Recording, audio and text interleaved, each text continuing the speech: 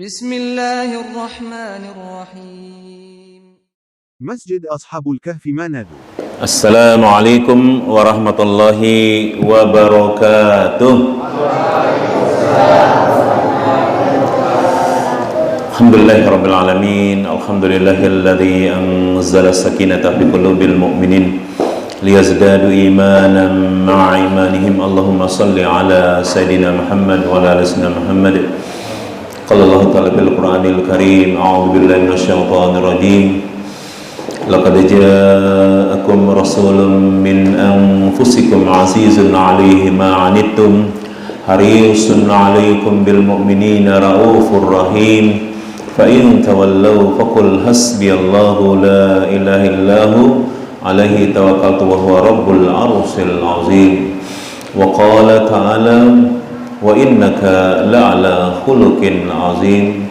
Wa qala ta'ala wa ma arsalnaka illa rahmatan lil alamin. Wa qala ta'ala wa ma arsalnaka illa kafatan linnas. Saya muliakan keimaman Masjid Ashabul Kahfi, jajaran pegawai syara'nya, Badan Takmir Masjid Ashabul Kahfi dan stafnya, serta semua jamaah yang dalam kegembiraan jiwa kita pada sore hari ini kita memperingati kelahiran baginda Muhammad sallallahu alaihi wasallam.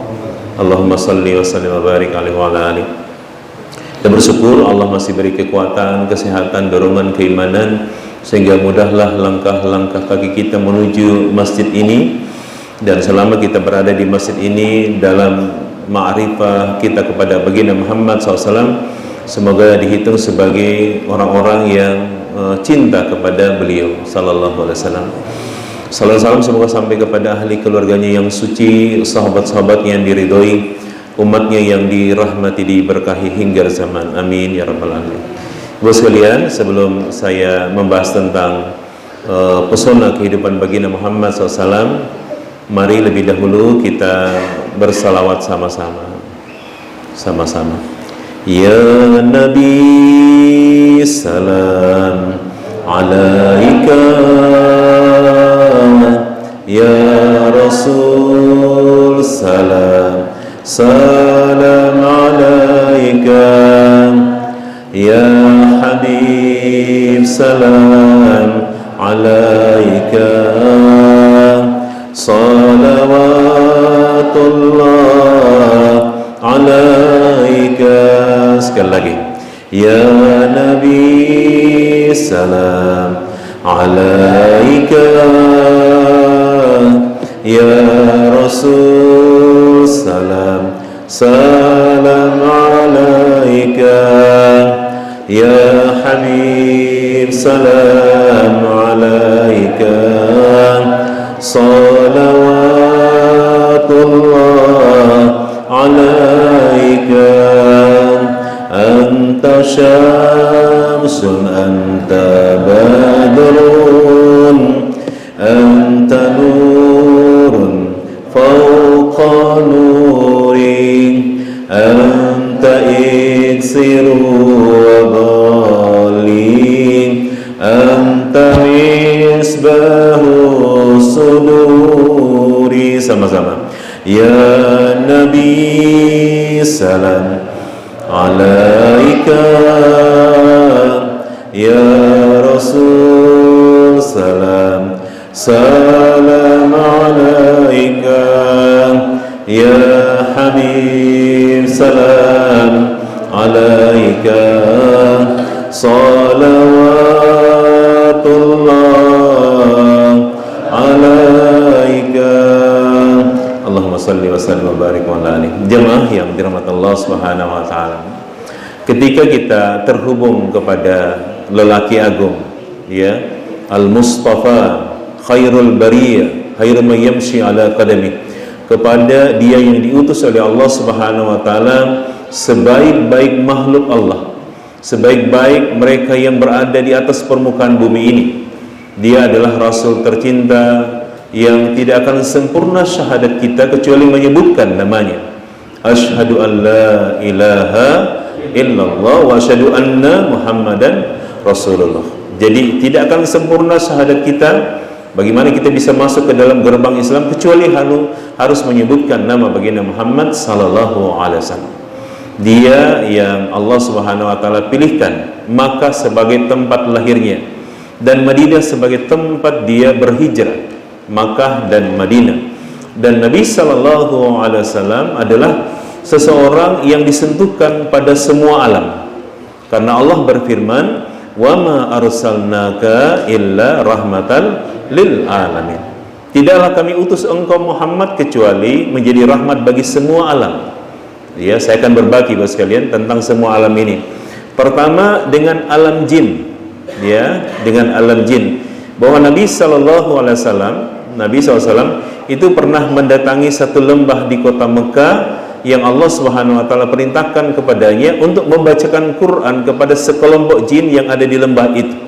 Sekelompok jin yang ada di satu lembah di kota Mekah, dan Nabi SAW membacakan Quran kepada mereka.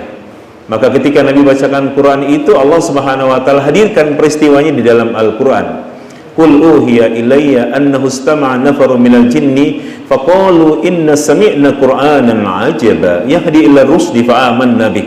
Ya, bahwa Allah Subhanahu wa taala telah mewahyukan qul uhiya ilayya annahu istama'a, bahwa Nabi SAW diperintahkan untuk memperdengarkan bacaan Quran kepada sekelompok jin di lembah di kota Mekah itu. Sampai sekarang masih ada lembahnya. Sampai di lembah itu dibangunkan satu masjid namanya Masjid Jin. Ya, Nabi membacakan Quran kepada mereka dan mereka mendengarkan Al-Quran itu dengan sungguh-sungguh. Inna sami'na Qur'anan ajaba. Kami mendengar bacaan yang ajaib, bacaan yang ajaib. Ya, Inna sami'na Qur'anan ajaba yahdi ila rus, yang menunjukkan kami kepada hidayah. Fa'aman Nabi, dan kemudian kami beriman. Ya, beliau sallallahu alaihi wasallam bersentuhan dengan satu alam namanya alam jin. Beliau juga kemudian terhubung dengan alam alam malaikat. Ya, beliau terhubung intas dengan malaikat Jibril, dan bahkan kemudian pada saat peristiwa Isra Mi'raj tidak ada satu langit yang penghuninya adalah malaikat-malaikat Allah Subhanahu wa taala kecuali mereka senang gembira dengan kedatangan baginda Muhammad SAW. Malaikat yang ada di langit yang pertama, malaikat yang ada di langit kedua, ketiga, keempat, kelima, keenam, ketujuh, semua malaikat yang menghuni langit-langitnya Allah Subhanahu wa taala bergembira dengan kedatangan baginda Muhammad SAW. Beliau terhubung dengan alam malaikat. Beliau juga sallallahu alaihi wasallam jamaah adalah orang yang Allah Subhanahu wa taala hubungkan bahkan dengan hewan, dengan alam hewan. Ya, karena Nabi SAW pernah berdialog dengan seekor onta. Beliau sedang berjalan di kota Madinah, tiba-tiba beliau menyaksikan ada orang yang berkumpul ramai, ya, ramai orang berkumpul. Kemudian Nabi SAW bertanya, apa yang terjadi pada kalian? Apa yang terjadi pada kalian? Maka sahabat-sahabat mengatakan, ya Rasulullah, kami berkumpul ini karena ada satu kejadian di mana ada satu ekor onta yang menjadi liar, yang menjadi ganas. Ya, tiba-tiba onta itu menjadi liar, menjadi ganas, dan banyak mendatangkan kecelakaan kepada banyak orang. Banyak orang yang kemudian mendekat kepadanya itu kemudian mendapatkan kecelakaan dari sebab onta yang menjadi ganas itu. Maka kami semua berkumpul di tempat ini. Ya, jamaah yang dirahmati Allah. Maka Nabi SAW mengatakan, mana ontanya? Beliau kemudian pergi menjumpai onta itu, dan ternyata jamaah, onta itu juga kemudian mendekati baginda Muhammad SAW sembari meletakkan kepalanya hampir mendekati tanah. Meletakkan kepalanya hampir mendekati, terus mendekati tanah, terus berjalan perlahan-lahan sampai kemudian beliau mengangkat kepalanya dan seolah terjadi dialog dengan Nabi. Jadi mulutnya dengan telinga Nabi, dan kemudian terjadi dialog.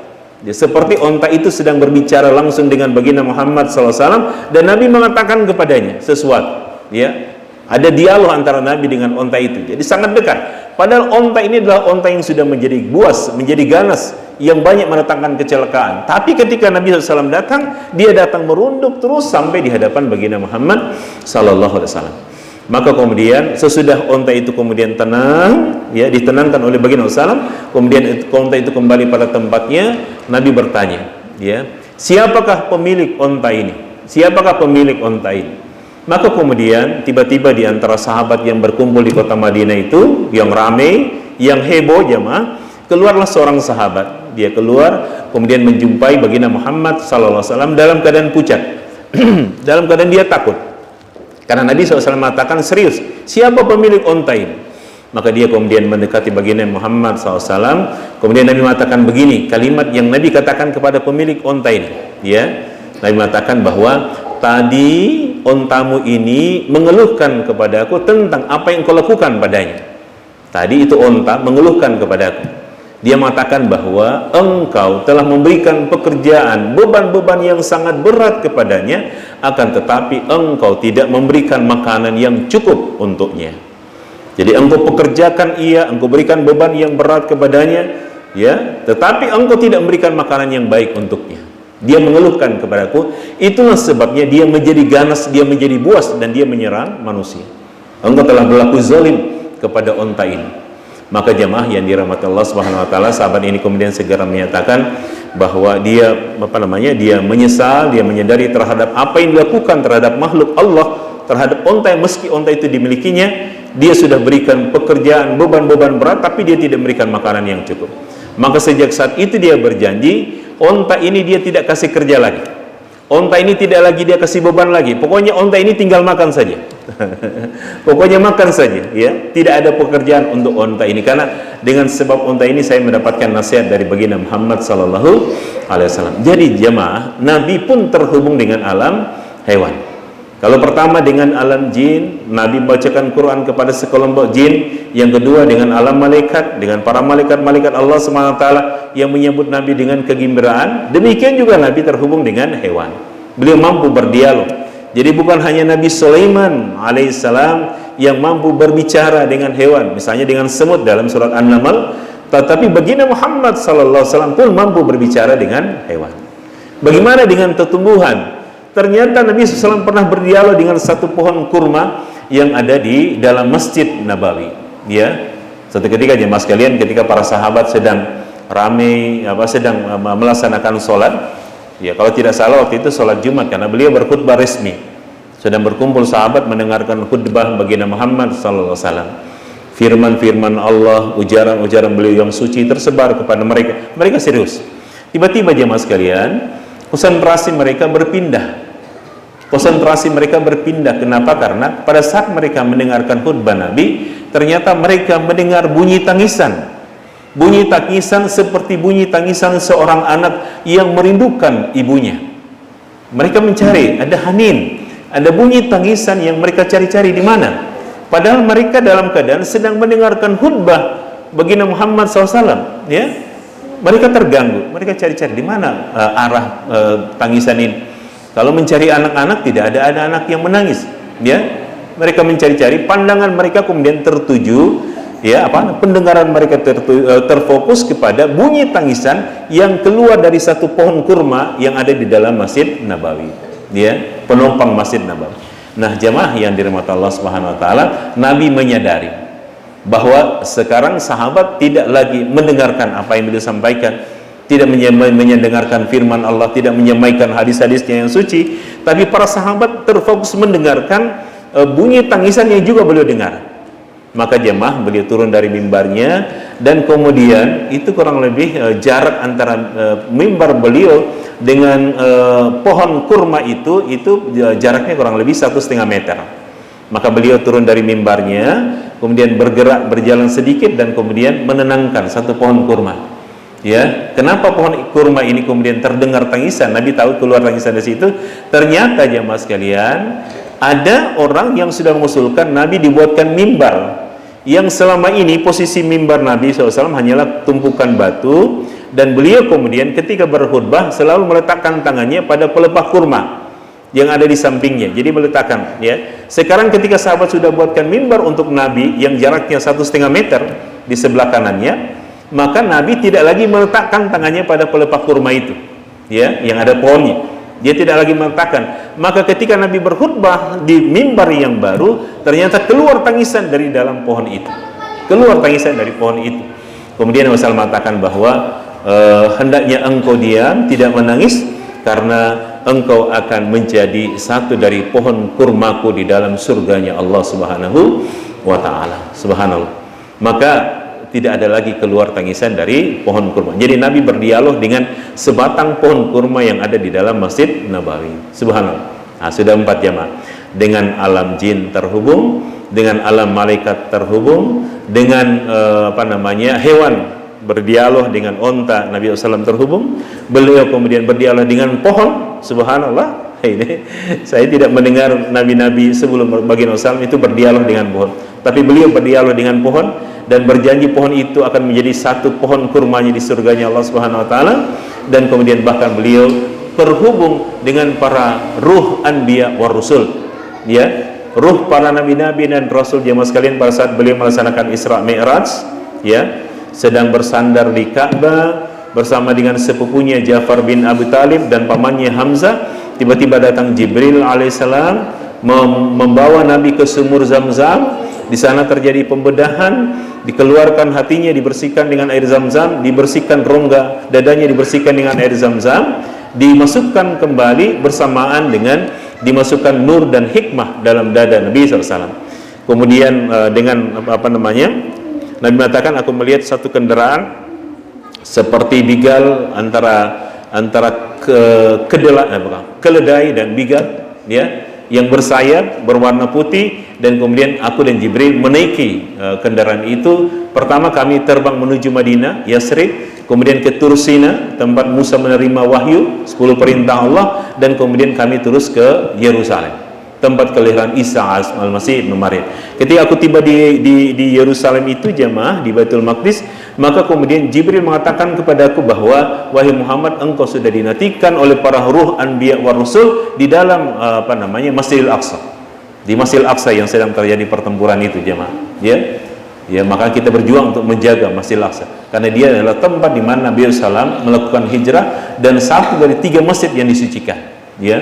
Nah, ketika Nabi SAW sudah diminta oleh Jibril, wahai Muhammad, engkau diminta untuk menjadi imam bagi semua nabi dan rasul sebelum. Maka beliau dipertemukan dengan ruh para anbiya wa rasul, ya. Subhanallah, wa ma arsalnaka illa rahmatan lil alamin. Subhanallah, jemaah yang dirahmati Allah Subhanahu wa taala. Beliau adalah seorang nabi yang yang lahir pada tanggal 21 April 571 Masehi, ya.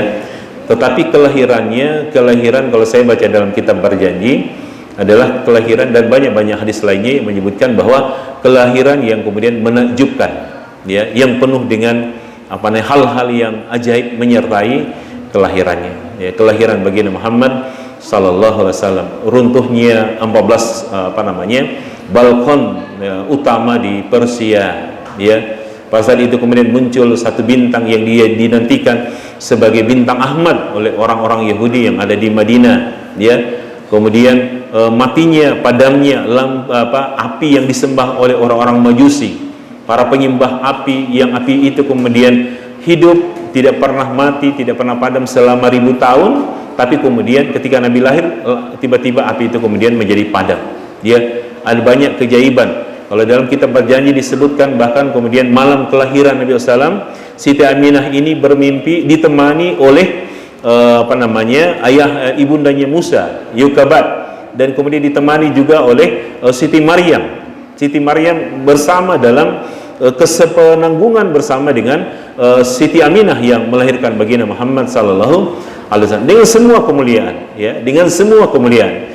Jadi manusia yang paling utama ini dipilihkan ayah dan bunda yang paling utama, yang luar biasa, dan dipilihkan tempat Makkah sebagai tempat yang dipilihkan sebagai tempat lahirnya baginda Muhammad sallallahu alaihi wasallam. Namun jemaah, beliau ini terlahir dari musibah ke musibah, ya. Pada usia ini beragam riwayat. Ada yang menyebutkan usia 4 bulan kehamilan. Yang masyhur yang terang dapatkan dari kecil itu usia 6 bulan kelahir, ya. 6 bulan kehamilan. Jadi Siti Aminah sedang hamil Nabi SAW pada usia 6 bulan, maka ayahnya Abdullah meninggal, dipanggil Allah Subhanahu wa taala. Tetapi meninggalnya jemaah bukan di Makkah, meninggalnya di Madinah. Maka ayah Nabi dikuburkan di Madinah. Ayah Nabi dikuburkan, dia melakukan perjalanan dagang ke Madinah dan meninggal di Madinah pada usia Nabi SAW di kandungan ibunya pada usia 6 bulan, ya. Maka ketika Nabi lahir, beliau sudah terlahir sebagai anak yatim, ya. Nabi tidak pernah memandang wajah ayahnya. Adapun wajah ibunya, Nabi SAW berpisah dengan ibunya pada saat genap usia 6 tahun. Ya, kalau dalam beberapa riwayat menyebutkan antara 5 sampai 6 tahun. Ya, kapan beliau kehilangan ibunya? Ketika ibunya dan rombongan keluarga itu melakukan perjalanan untuk 2 tujuan.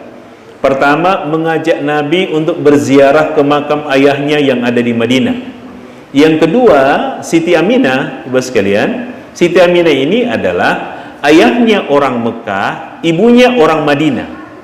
Itu ibunya Nabi.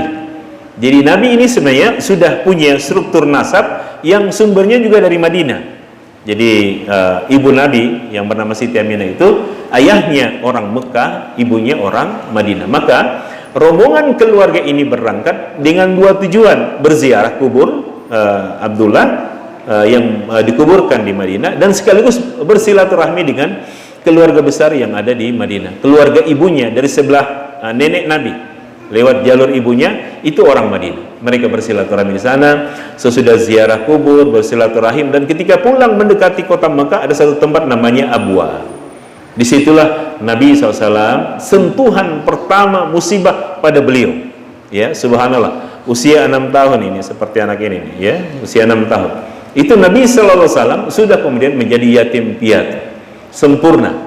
Ayahnya tidak pernah ia lihat wajahnya, lahir dalam keadaan yatim, dan kemudian ibunya itu kemudian meninggal pada usia pada saat beliau usia 6 tahun.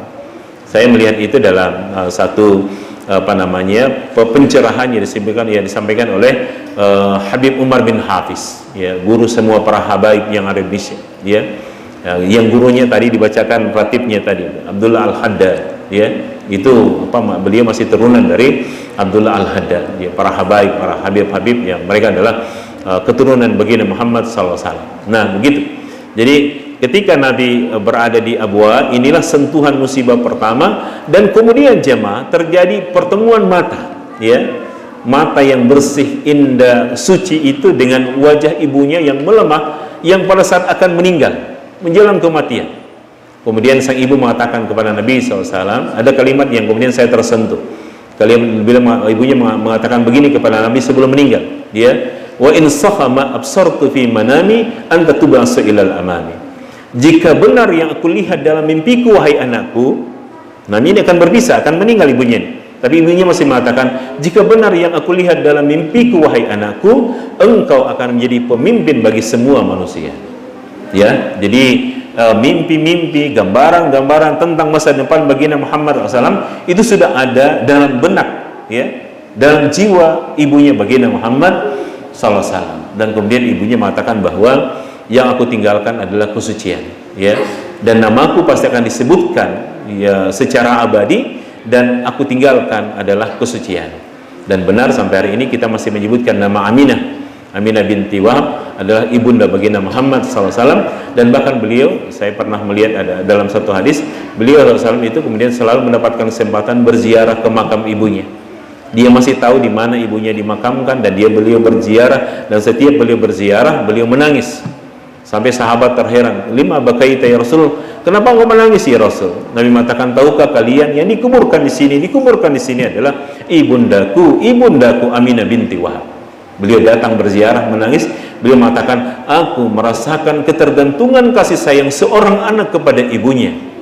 Begitu. Jadi Nabi tetap masih merindukan kepada ibunya yang berpisah, yang meninggal pada usia beliau 6 tahun. Jamaah, sesudah 6 tahun beliau kemudian dipelihara oleh kakeknya, ya, sampai berusia 8 tahun, ya. Kakeknya Abdul Muthalib meninggal. Ketika kakeknya meninggal pada usia beliau 8 tahun, beliau kemudian dipelihara oleh pamannya Abu Talib. Dipelihara dengan anak-anak Abu Talib, yang diantaranya adalah Ali bin Abi Talib, dan diantaranya adalah Ja'far bin Abi Talib, ya. Ada banyak anak daripada Abu Talib, dan Nabi SAW dianggap anak oleh Abu Talib. Dan bahkan ketika Nabi diajak belajar berdagang sampai ke Syam pada usia 12 tahun, beliau itu sudah punya pengalaman internasional, sudah mendunia, tidak lagi berada di Makkah yang satu lembah yang jauh dari peradaban. Beliau usia 12 tahun, beliau sudah berangkat ke Syam bersama dengan pamannya Abu Talib. Dan ternyata jamaah, ketika sampai di Syam, ternyata ada seorang pendeta yang bernama Bahira yang melihat tanda-tanda kenabian kepada baginda Muhammad SAW. Kemudian mengatakan kepada Abu Talib, wahai Abu Talib, apakah ini anakmu? Abu Talib mengatakan, iya benar, ini anakku. Sang pendeta mengatakan, bukan, ini bukan anakmu. Dalam kitab suci kami bahwa anak ini nanti akan menjadi nabi, yang kami tahu bahwa anak ini ayahnya sudah meninggal. Engkau bukan ayahnya. Begitu. Abu Talib mengatakan, ini anakku. Dan benarlah jemaah sekalian, Abu Talib mengatakan, benar, ini adalah anak dari saudara kandungku, Abdullah. Dia bukan anakku, tapi dia adalah anak yang saya pelihara, saya ajak dia melakukan perdagangan.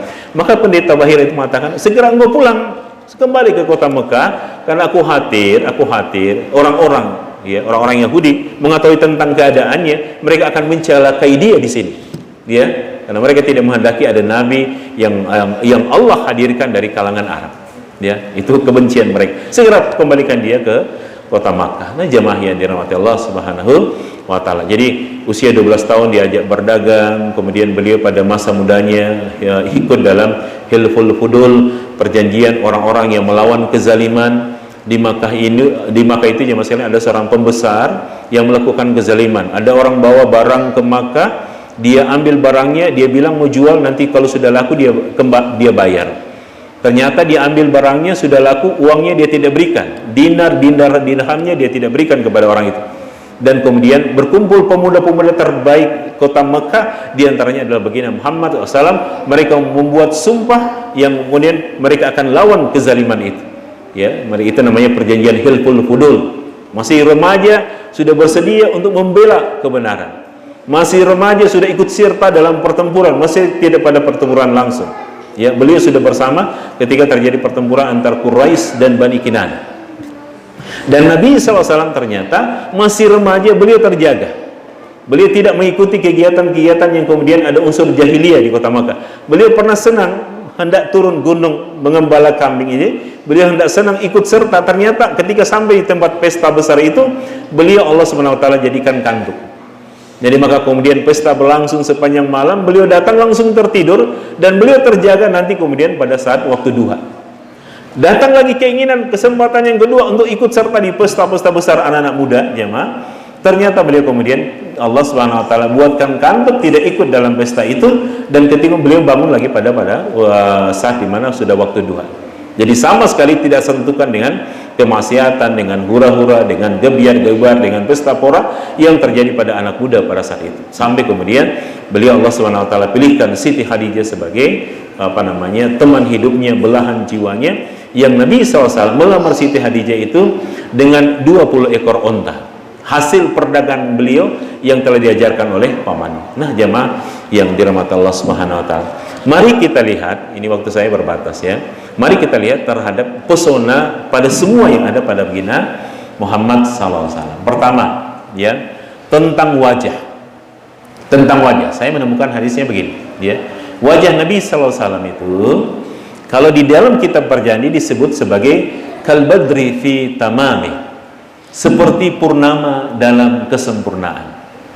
Yang kadang disebutkan juga dalam perjanjian, anta syamsun, anta badarun. Engkaulah sang matahari, syamsun, wa anta badarun, dan engkaulah sang purnama. Bahkan kalbadri fi tamami, seperti purnama dalam kesempurnaan. Jadi wajah Nabi SAW itu adalah wajah yang bercahaya, ya, dan bukan hanya cahaya di dalam, bukan. Siti Aisyah jamaah sekalian di satu malam, ya, itu kemudian sedang menjahit, dan kemudian jarumnya jatuh, dia meraba-raba mencari-cari di mana posisi jarumnya. Dia menjahit di waktu malam, jarumnya jatuh, dia tidak temukan jarumnya, ya, dia tidak temukan jarumnya, ya. Ini saya dengar dari Habib Al-Mujtaba, ya. Dia ceritakan begitu. Jadi ketika jarum itu jatuh, tidak ditemukan oleh Siti Aisyah.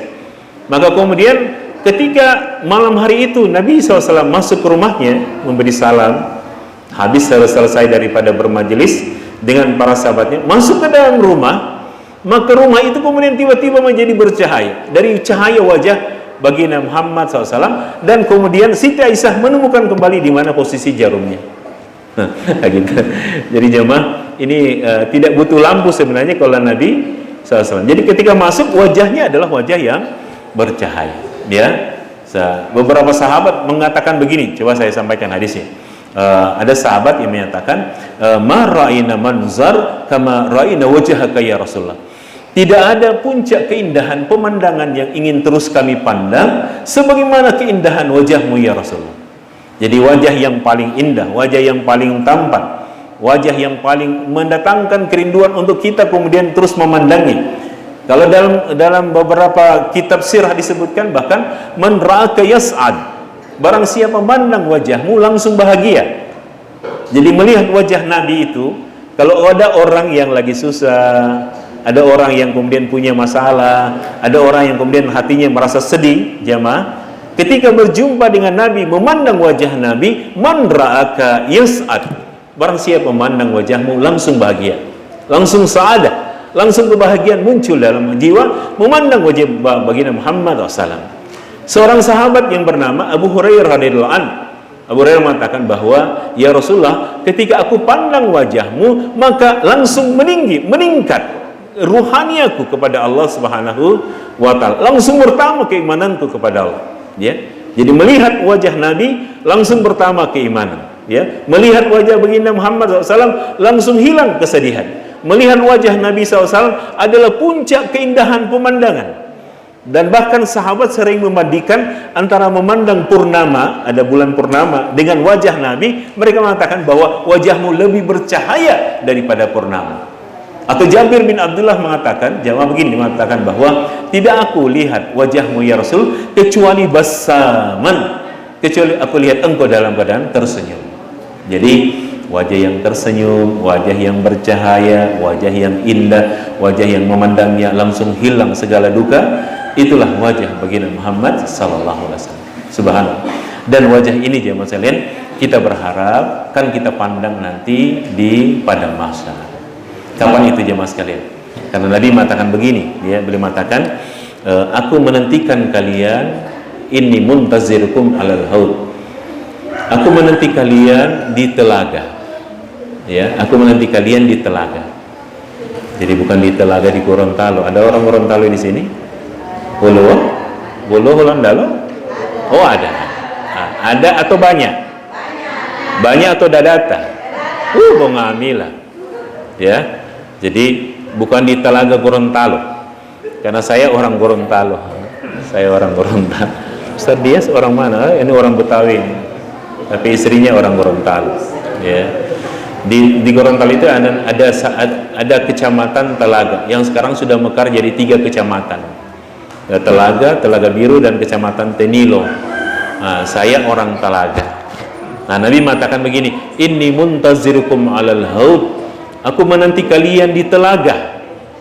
Nah, telaga di sini adalah telaga yang ada di padang mahsyar, jemaah. Telaga itu yang disebutkan Allah dalam Al-Qur'an. Ya.